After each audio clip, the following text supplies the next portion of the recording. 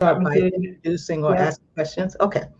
So we're live now. So hello and good morning. I'm Carol Suzuki, and I'm here with Catherine Sosa of Exciting High School Journey. And Catherine, could you just tell us a little bit more about yourself, please? Oh my goodness. Catherine Sosa, who is that wonderful person? Well, I can tell you that I'm all heart. And I love to work for other people. And I do believe that my journey, my life journey, has led me to where I am today. Just coming from New York and being a military wife and traveling, not extensively as your typical military family, but certainly to cultures that were different from what I grew up in. It was a multiracial and cultural experience that I had as a child and all the way through.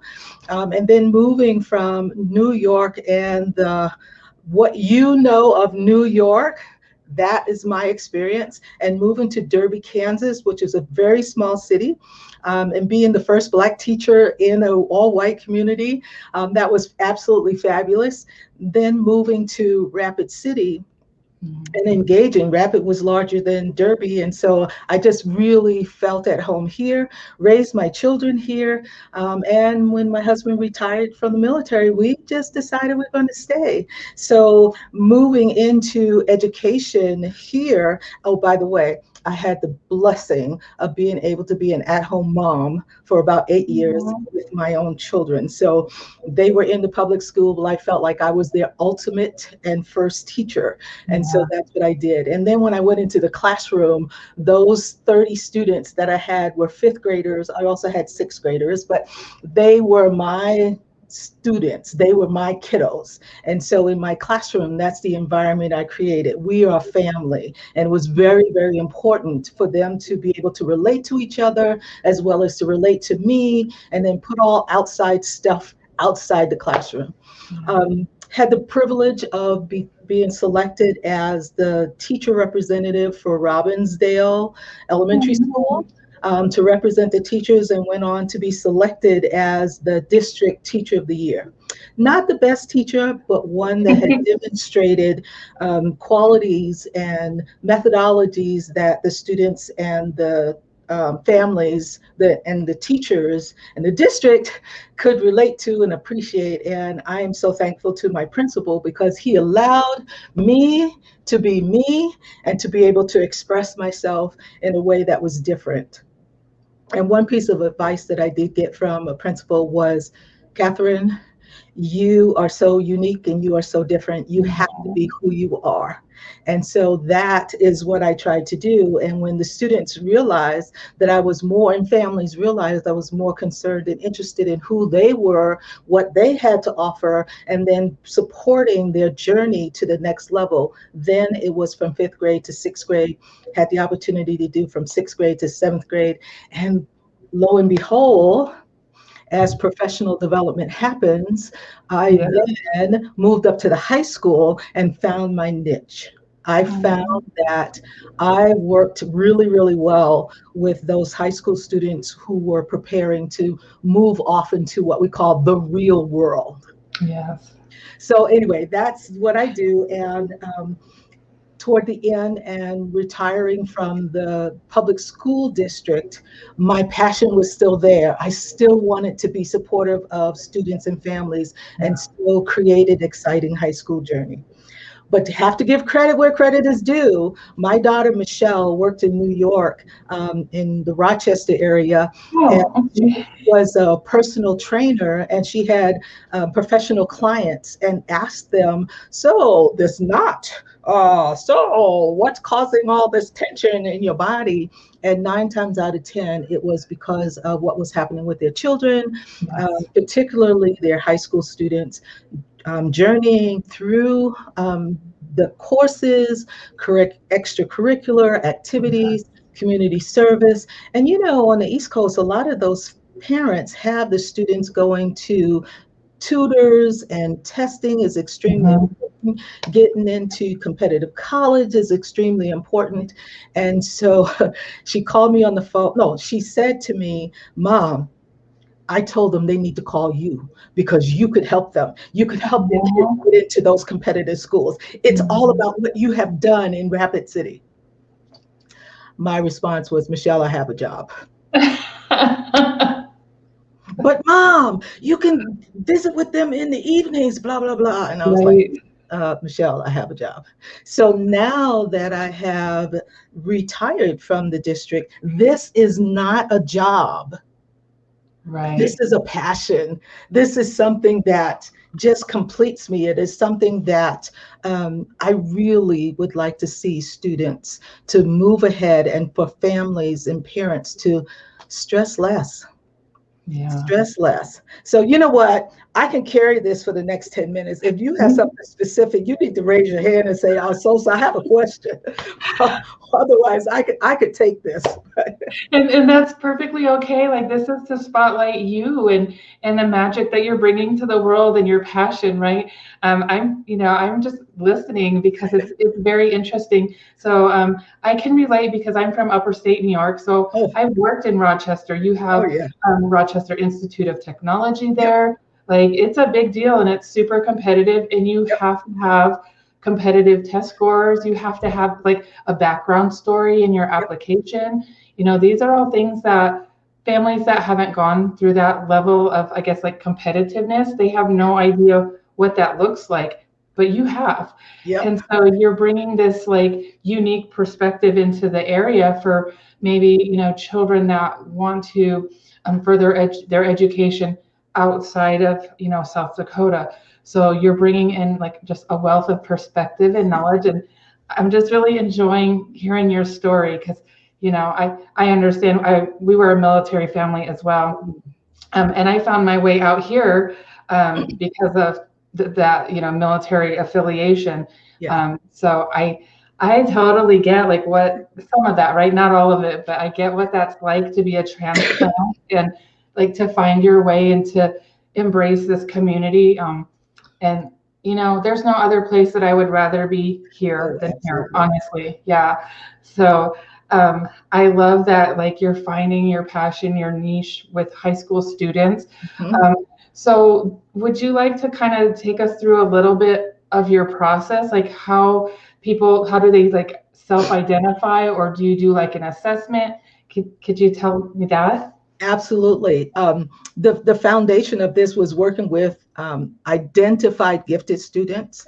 Okay. And what that said was my training was each student is different and unique and they have a different passion. And so when I worked with a group of 5 students, it was my responsibility to find out what was the passion of those 5 students individually, not collectively as one group, but individually. And so having done that, coming into the high school in the area of gifted education and then academic advising, I continue to look at those students as individuals and recognize what is it that is special about them, what is unique about them, and then hearing their story about, oh, I'm so bored in class, or I need this, or I know more than my student, my teacher. What can I do outside of school? Blah, blah, blah. So again, I didn't have all the answers, but it was such a beautiful challenge to try to figure it out. And I was upfront with each one of the families and the students to say, look, this is not something that is in my realm. So I refer them to somebody else. But if it was something that I wasn't quite sure of, I said, I don't know right now, but I will Mhm. do the work and do the research. And so laying that foundation for figuring out individually. And by the way, typically, um, high ability, self-driven students need something more than just what the high school Yes. provides. And so I then had the responsibility of communicating with administrators. But it wasn't just me. What I asked the students to do is to identify what it is that you want and write up a simple proposal. And with that, we discussed it, we cleaned it up because I kind of knew what the no's were. And then I would take it to the administrator. And then we would talk about whatever it was. And most of the time it was a definite yes right away. Sometimes there were some little glitches and things that need to be cleaned up. But the process that I used with families and students was to say, I'm not doing any favors. I mean, because it doesn't help you and it doesn't help any other Right. students. If you feel like, oh, Sosa did this for me. No. So we talked about what is a process and a procedure that would work for 10 other students who want to do the same thing. And then Okay. document this and keep it so that more students can have the enrichment that this student was, being exposed to, whether it was at that time taking online classes, which now is nothing new, but Right. back in the day it really was a big to do for Yes. students to take classes, or even to take summer courses at the college level, or to take honors courses online. If a student wanted to explore foreign languages, what are some summer experiences that they could do? So looking at those kinds of things within the school building, as well as in the local community, as well as in the extended community. So my field, or I would say my audience, truly is the Okay. parent of the student. I think in terms of what is the pain point, what is the stress point, Right. what keeps you up at night, what is it that you have questions about, or what is it that you know just enough to be dangerous? I know how to do this, this, and this, but things have changed so much that Yeah. it's not quite the way to do things. And that's where I can come in and help to clean up, clear up, and make some connections between colleges and students. Now, we must clarify that in this day and age, it's not the best route for students to go to college.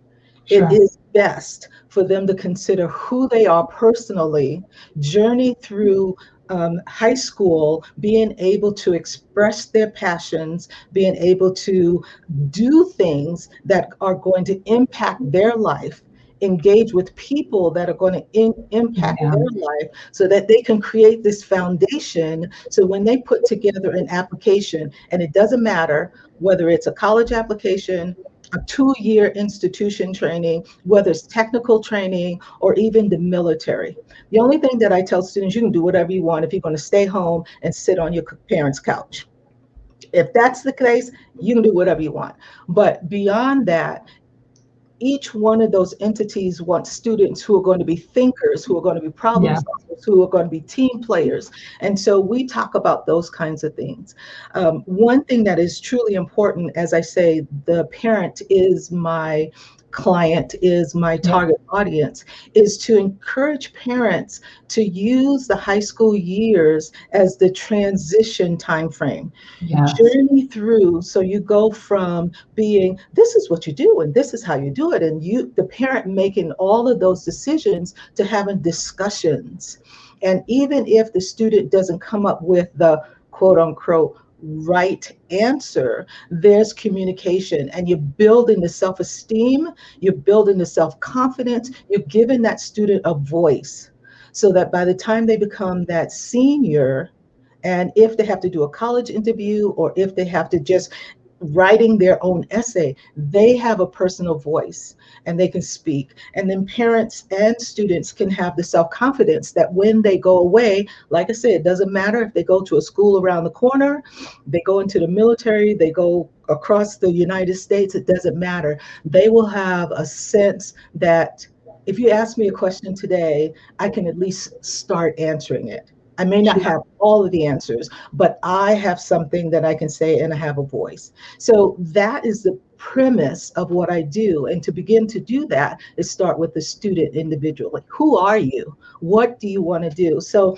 working with 8th graders through 12th graders, I love to begin the process as a fearless, fresh start.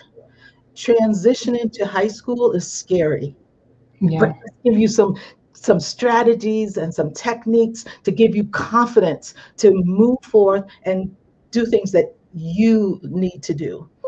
And then as you're journeying through high school, looking at who you are, what your passions are, what your preferences are, and laying them down layer after layer, 9th grade, 10th grade. And then you're living out that journey that 10th grade year, you're putting things together. Who am I? What are my abilities? How do they fit in the real world? What are some thoughts of what I would like to do? And living that out that junior year, because hey, at the end of the Yeah. junior year, that's your GPA, that's what you are, that's what the colleges are going to see, that's what scholarships are going to see. Right. Pretty much have to have that foundation set by the end of that junior year. And then what you're doing that senior year is putting it on paper. You're putting Sure. it into a package. You are just then either maintaining what you said about yourself, or you are embellishing, or you're Right. creating a deeper experience for other people to see. What I love is when, now I don't touch sports because that's a golden Yeah, gray that's something totally different. area. I don't touch sports, but certainly students who are in music, whether it's vocal music or instrumental music, if they're into dance, if they're one student wanted to be a vet. And he felt like in order to go to vet school, he needed to go into engineering so he can get a good paying job and then go to vet school. And my thought was, hold on, just a minute. You're going to go to vet school and then turn around and go to, I'm sorry, you're going to go to Yeah. engineering school and then turn around and go to vet school right after that. That's a whole lot. You have to forgive me. My computer needs to be plugged in. It's called realities of life. So you got to do what you got to do to be able to get to do what you need to do. Yeah, I totally get it. So Catherine, what I'm understanding, right, is when there are students that really have an ideal about what their career path is going to be, basically what you've done is researched and vetted a way to get them like to the people that can help that happen the best, and Yes, for them to communicate what kind of value that they're bringing to the table to these prospective like people that might employ them, people that might put them into certain programs that can further them along, people that might apprentice them depending on yes. their chosen path. Am I understanding that correctly? Absolutely, absolutely. And it is totally about the student. And then secondary about the parent supporting that student and allowing that student to know that they can try some things, risk some things positively in order to be able to lay the foundation for what comes next. And the decisions that they make in high school directly impact Yes. what's going to happen with them after high school and where they're going to be, where they're going to live. So absolutely, yes. Yeah. So if I say that I have a student that I would like to bring through this process, what is the best way for me to get a hold of you to like start engaging your services? Okay, the best would be to call my phone, Okay. and or I know technology is the best thing to do, and that would be to send an email to info at myehsj.com. And that's my exciting high school journey.com. I have to confess that my website is under construction, and right now it is focusing on ACT test prep. That's like a supplement to what I do. And so at this point, it is rated for that. And I might say we have a last chance boot camp coming up in the early part of June as far as ACT prep is concerned. That's exciting. So, because ACT is very, very important. Again, when you're looking at some of these more competitive out of state schools, you absolutely need to qualify with your SAT and ACT scores.